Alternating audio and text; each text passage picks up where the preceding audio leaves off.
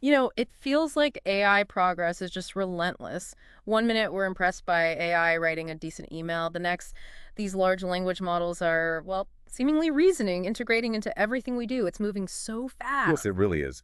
Almost every month, maybe even sooner, there's a new model Mm, promising, even more. It's exciting, but yeah, maybe a little dizzying too. absolutely. And that really sets the stage for what we're diving into today. We came across this really interesting piece. It was reposted on 36 Krypton. Ah, right, the Chinese tech media site. Exactly. They focus a lot on the tech scene there. And the article title, translated, basically asks, is it true that Robin Li said DeepSeek's hallucinations are high? And Robin Li, just for clarity, is Baidu's CEO. Okay, so diving right into the deep end with AI hallucinations. That's the term for when these models just make stuff up, right? Incorrect info presented confidently. Precisely. And the spotlight here is on Robin Li's specific claims about a model called DeepSeek R1. Now, DeepSeek R1 made quite a splash earlier this year. Yeah, I remember that.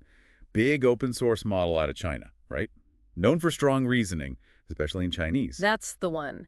It got a lot of praise. Interestingly, it even topped the free app download charts in the US for a bit, beat ChatGPT for a moment there, really caught people's attention. That is pretty remarkable. But, as the article suggests, after that initial buzz, some concerns started bubbling up. Users started noticing it had this tendency to, well, the article uses the Chinese phrase "zuo," basically, talking nonsense. It seemed really good at fabricating things, blurring truth and fiction. And not just casual users noticing this, apparently. Right. The piece mentions that even big tech players, including Robin Lai himself, had reservations. There was this odd dynamic where companies might use DeepSeek for its huge user base, maybe driving traffic, even if they knew their own internal models were perhaps more reliable. That really highlights attention, doesn't it? Popular doesn't always mean accurate in the AI world. For sure. And this brings us to Baidu's AI Developer Conference in 2025. According to the article, Robin Li didn't mince words about DeepSeek R1. What does he say exactly? The quote reported is pretty blunt, only supports a single modality, has a high hallucination rate, and is slow and expensive. Wow, okay. Strong criticism. Yeah. You mentioned single modality. What does that mean in this context? For maybe those less familiar with the jargon. Good point. Simply put, it means it mainly deals with text, just words in, words out. Whereas newer models are often multimodal, handling images, audio, maybe video too. Exactly. They can integrate different kinds of information, so being single modality can limit what a model can do effectively. Gotcha. And Lai's direct comments obviously stirred the pot, focusing attention back on DeepSeek R1 and this whole hallucination problem in LLMs generally. Right. So the big question we're digging into is, was he right? Is DeepSeek R1 particularly bad for hallucinations? And what does that tell us about, the state of play with these advanced LLMs? Well, the article does bring in some data. It cites an evaluation by a company called Vectora. They do AI data services. Okay, what did their evaluation find? They have this benchmark, the HM, specifically designed to measure how often a model just fabricates stuff. And for DeepSeek R1, they found a hallucination rate of 14.3%. 14.3%. That sounds pretty high. It is quite significant. And what's really interesting, the article points out this is 4 times higher than its predecessor, the DeepSeek V3 base model. That one was only at 3.9% in the same test. Wow, 4 times higher. That's a huge jump. It is. And it's not just DeepSeek. The article also mentions Alibaba's Tongyi Quen series, specifically one called QWQ32B Preview, had an even higher rate in that test, 16.1%. Okay, so DeepSeek isn't some kind of outlier then. Not at all. And that's where it gets really fascinating, this trend the article highlights. We kind of assume newer models, a better accuracy, fewer hallucinations, right? Yeah, that's the general expectation, isn't it? Progress. But these findings, especially with these newer models focused on reasoning, suggest it's not that simple. It seems there's a real struggle across the board to improve reasoning without increasing hallucinations. And this is where it gets even more interesting. The article mentions OpenAI's own internal tests. Oh, what did they find? They found their O3 and O4 mini models, these were supposed to be successors to the O1 series, actually had more hallucinations. More? Seriously? Yeah. The O3 model apparently hit 33% hallucinations on their person QA benchmark that tests answers about people. That's double the O1 model's 16%. And the O4 mini, the lighter reasoning one, was even higher at 48%. 48%. That's almost half the time it's making things up on that specific test. According to that internal benchmark, yes. It really flips the script on what we think advanced means in AI. It definitely complicates the picture, and the article backs this up further, citing other recent Vectora tests showing Musk's Grok 3 had more hallucinations than Grok 2. And Google, too. Yep. Google's Gemini 2.0 flash thinking, designed for deeper reasoning, also showed a higher hallucination rate than the standard version. So it's a pattern. Across the major players, pushing for better reasoning seems linked, right now at least, with this struggle to keep factual accuracy in check. Exactly. The article puts it quite clearly. Hallucinations are a common challenge for current LLMs, and DeepSeek R1 is just, well, a very visible example. It's not that better reasoning causes hallucinations, or necessarily prevents them either. It's more complex. Even OpenAI researchers, according to the article, admit the rise with O304 Mini needs more investigation. It's still a bit of a mystery. Right, so we see it happening, but the why is still being figured out. Are there any leading ideas, though? Why do even these really advanced models struggle so much with just sticking to the facts? That is the million-dollar question, isn't it? Or maybe billion-dollar. Probably. Yeah. But the article does offer one potential explanation. It focuses on how these reasoning models work. You mean the step-by-step thinking? Exactly. Models like DeepSeek R1 often use multi-turn thinking, or like long chains of thought. They break down a complex question, generate intermediate steps, and then build up to a final answer. It's supposed to mimic how we reason logically. That makes sense in theory. Sounds like a good approach. It does. But the potential downside is amplification. If the model makes just one tiny mistake, one slightly wrong assumption early in that chain. It gets carried through and magnified in the later steps. Precisely.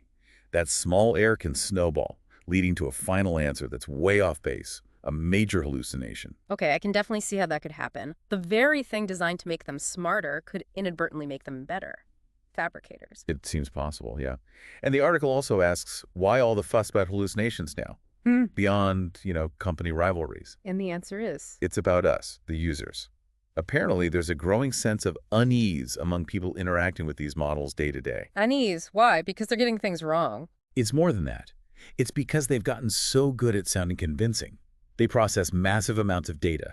They understand context. They generate fluent, logical-sounding text. Ah, so the hallucinations themselves are getting more sophisticated. Exactly. They can invent sources, create plausible-looking citations, even make up fake web links that look real, all woven into this long, seemingly well-reasoned argument. That's the creepy part. The better they get at mimicking human language and logic, the harder it is to spot the BS. That's the core of the unease. It makes you question what you're reading. The article suggests that just looking at the hallucination rate isn't enough anymore. Because a low rate of very convincing lies might be worse than a higher rate of obvious errors. Kind of, yeah. For casual use, maybe it's fine. But the article stresses that in professional settings or for complex tasks, this underlying unreliability, this potential for sophisticated deception, can really damage trust. It makes people wary of relying on AI. Yeah, it makes total sense. You need reliability in high-stakes situations. Absolutely. But then, the article throws in a curveball. It suggests maybe hallucinations aren't all bad. Oh, how so? It floats the idea that maybe these mistakes are actually linked to creativity. Hallucinations as a feature, not just a bug.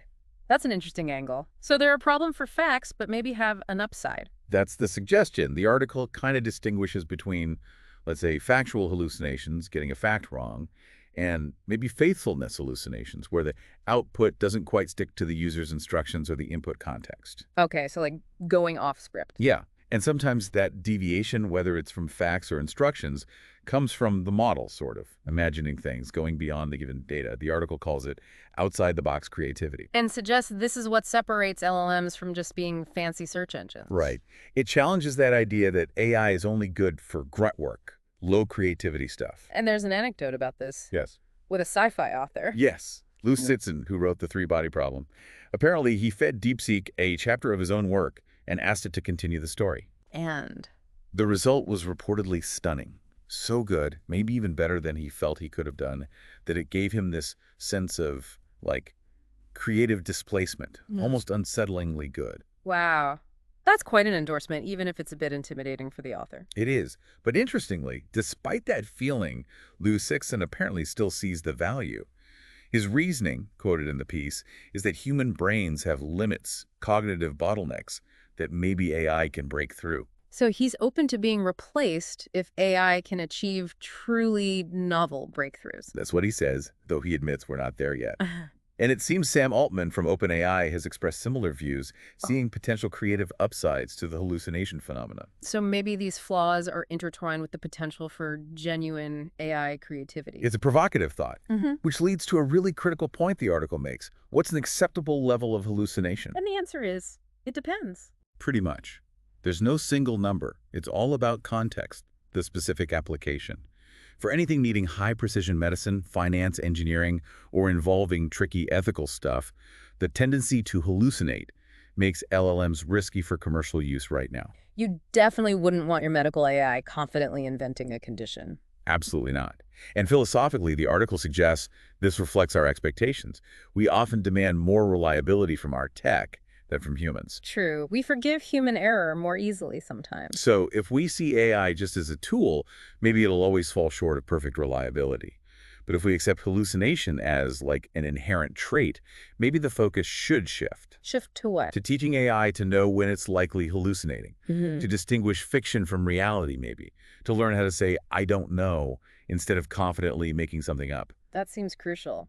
Okay, so wrapping this up for you listening, this deep dive, sparked by Robin Li's comments via that 36 Krypton article, paints a really complex picture, doesn't it? It really does. Finding one. DeepSeek R1, yeah, it seems to have a notably high hallucination rate, backed by evaluations like Vectoris. But finding two, it's far from alone. This is a widespread issue hitting even the giants, OpenAI, Google, XAI, Alibaba. Their most advanced reasoning models are struggling with this too. And that leads to finding three, that counterintuitive bit. Better reasoning doesn't automatically mean fewer hallucinations. Sometimes, the very process that improves reasoning can actually make the fabrications worse. Which brings us to the user perspective that growing unease because these models are getting so polished, their hallucinations are becoming really convincing, making it harder for you to tell fact from fiction. Then there's that other side of the coin, the potential link between these mistakes and creativity. Lou Sixon's experience, Altman's view. Yeah. Maybe hallucination sometimes the price of, or even the source of, AI's creative spark. Which means the acceptable level of hallucination isn't fixed. It completely depends on what you're using the AI for. Critical and high-stakes areas may be less so, or even desirable in creative ones. So this leaves you with a pretty fundamental question, really. If hallucinations are maybe just part of the deal with advanced LLMs, how do we adapt? How do you adapt your expectations? How do we get better at spotting the fakes? And maybe the most intriguing part, how can we safely tap into that creative potential, the good hallucinations, while managing the risks of the bad ones? It really forces you to think about what AI is, doesn't it? Maybe it's not just a tool for facts, but something inherently capable of blending reality and, well, invention. Hmm. Something to keep thinking about.